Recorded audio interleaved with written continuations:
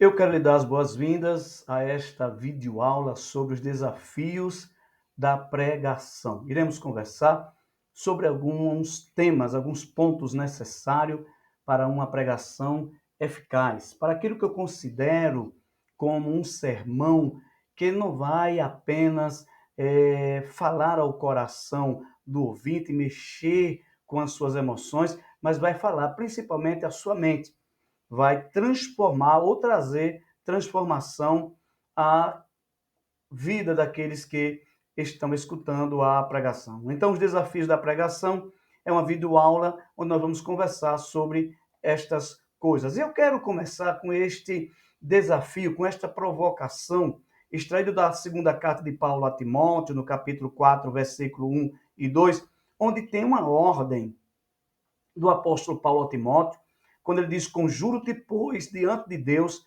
que pregues a palavra. Veja, a ordem de Paulo é para que Timóteo pregue a palavra. Que Timóteo não ficasse preso às fábulas, às filosofias da sua época, às lendas da sua época, mas que Timóteo preocupasse em pregar a palavra. Porque o apóstolo Paulo sabia que somente a pregação da palavra de Deus é capaz de gerar verdadeiramente transformação.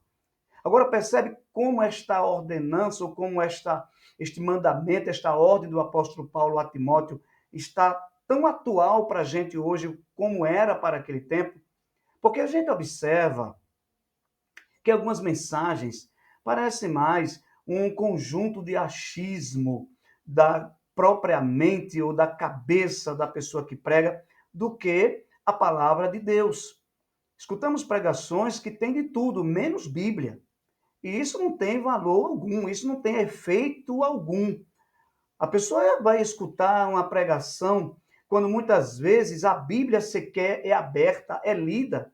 O pregador já chega com um conjunto de palavras de efeitos.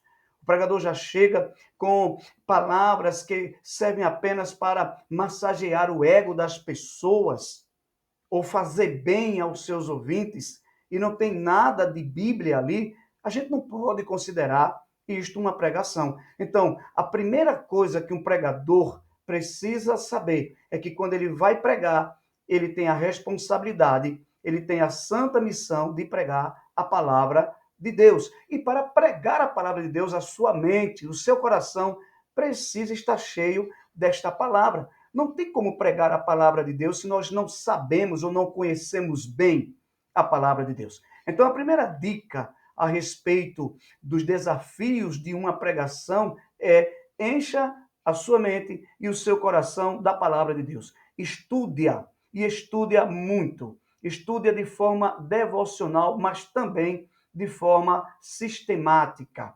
É claro que você deve lançar mão de outros instrumentos, de outras ferramentas, como enciclopédia bíblica, comentários bíblicos, livros, dicionários.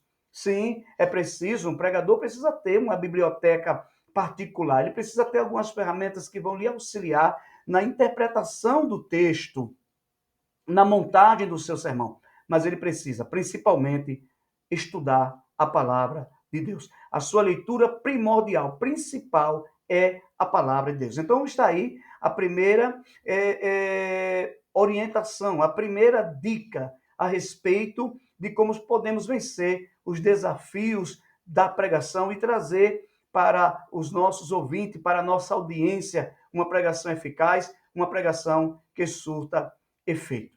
A outra coisa que eu quero tratar com você é que há uma pergunta que eu considero que o pregador deveria fazer antes de pregar e depois de pregar também. Ou, vez por outra, voltar a esta pergunta: a quem estamos procurando agradar com a nossa pregação? Esta pergunta era precisa estar na nossa mente, porque aqui e acolá nós precisamos sondar o nosso coração e nos perguntar a nós mesmos: quando eu prego, quais são as verdadeiras motivações que estão no meu coração? A quem eu estou agradando? O apóstolo Paulo vai trazer aqui alguns elementos a respeito desse princípio, e ele vai dizer que a sua pregação buscava agradar a Deus e não aos homens. Que a sua pregação não tinha como intuito buscar a glória humana ou os aplausos humanos. Paulo não estava preocupado se as pessoas iriam aplaudir a ele quando terminasse de pregar. essas pessoas iriam elogiá-lo. Não, Paulo não estava nem um pouco preocupado se alguém iria aprovar ou desaprovar a sua pregação. Ele não estava preocupado com os homens, ele estava preocupado em agradar a Deus. A Deus, é claro que não se trata de desagradar as pessoas, é claro que não se trata de usar de palavras grosseiras ou atitudes ignorantes, rudes, em cima de um púlpito, que vai trazer ofensas às pessoas. Não se trata disso. A verdade ela precisa ser dita, mas há formas de se dizer esta verdade. Mas o que é que Paulo está dizendo nesse texto da primeira carta que ele escreve aos Tessalonicenses, capítulo 2, versículo 3 ao 6? Ele diz o seguinte: pois a nossa exortação não procede de engano, nem de impureza, nem se baseia em dolo. Pelo contrário, visto que fomos aprovados por Deus, a ponto de nos confiar a ele o evangelho, assim falamos, não para que agrademos a homens, e sim a Deus, que prova o nosso coração. A verdade é que nunca usamos de linguagem de bajulação, como sabeis, nem de intuitos gananciosos. Deus disto é testemunha. Também jamais andamos buscando glória de homens, nem de vós, nem de outros. Paulo não estava preocupado com a opinião dos outros a respeito daquilo que ele pregava. Paulo não estava preocupado se ele ia receber uma grande oferta. Paulo não estava preocupado se ele ia receber os aplausos dos homens. Então, eu creio, eu penso, eu compreendo que esta preocupação também não pode estar no coração daqueles que hoje pregam a palavra de Deus. Você que prega a palavra de Deus não precisa se preocupar se as pessoas vão gostar ou não do que você prega. Você precisa pregar com fidelidade, com integridade a palavra de Deus, com consciência, com a mente cheia, o coração cheio da palavra. Não estamos ali para buscar a aprovação dos homens e para buscar o elogio, para buscar os aplausos. Não, estamos ali para trazer uma palavra que, antes de mais nada, confronte aquelas pessoas. A palavra pode trazer conforto, pode trazer consolação, ela pode trazer alegria, pode trazer prazer, sim, ela pode trazer todas estas coisas. Mas o intuito principal de uma pregação, eu considero que é confrontar. Confrontar o crente e o não crente, para que a pessoa, ao ouvir, ela faça uma avaliação de como ela está diante de Deus. E se há alguma coisa para ser corrigido, que ela corrija. Se há alguma coisa para ser mudada, que ela busque mudar com a ajuda de Deus. O principal objetivo da pregação é transformação, é gerar metanoia, a transformação da mente e do coração, transformação do caráter, transformação do modus vivendi.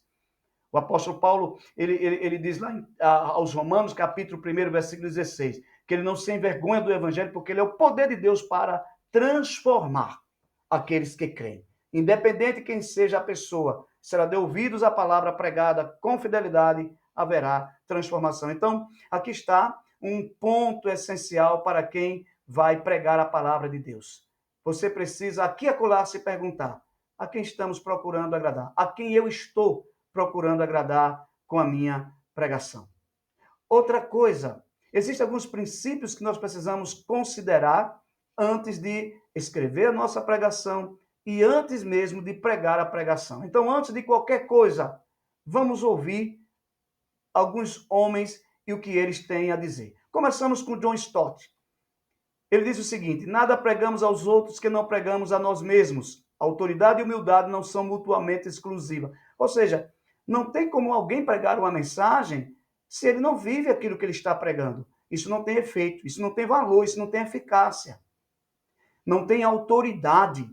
Então, se o pregador não tiver humildade de fazer uma avaliação e compreender que a mensagem que ele vai trazer para a sua audiência, para o seu público, precisa ser uma mensagem que ele viva, é melhor que ele não pregue essa mensagem. Ele precisa ter humildade para fazer essa avaliação, dizer, olha, se eu não tenho condições de viver o que eu vou pregar, então eu não prego o que eu não posso viver. Ele diz também que toda adoração é uma resposta inteligente e amável à revelação de Deus. Nossa adoração é pobre porque nosso conhecimento de Deus é pobre. Nosso conhecimento de Deus é pobre porque nossa pregação é pobre. É uma candeia de coisas. O que acontece? Uma cadeia de coisas. Pregação pobre vai gerar um conhecimento pobre, logo a adoração se tornará pobre também.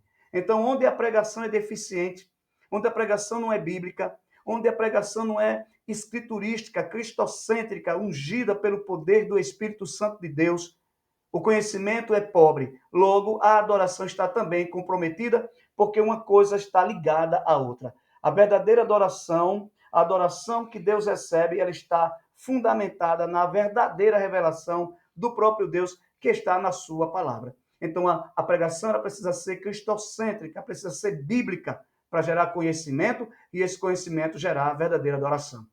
Ele também disse que a teologia é mais importante do que a metodologia. Isso é importante porque muitas das vezes estamos muito preocupados apenas com os métodos e pouco preocupados com o conhecimento teológico. Conhecer as ferramentas de uma boa pregação, elementos de construir um bom sermão, não é suficiente. É preciso conhecer teologicamente a palavra de Deus. Então aqui fica uma recomendação. Se você nunca fez um curso de teologia, procure fazer um. O pregador tem a responsabilidade de proclamar uma mensagem clara e sem sutilezas, confiando no poder invisível do Espírito Santo.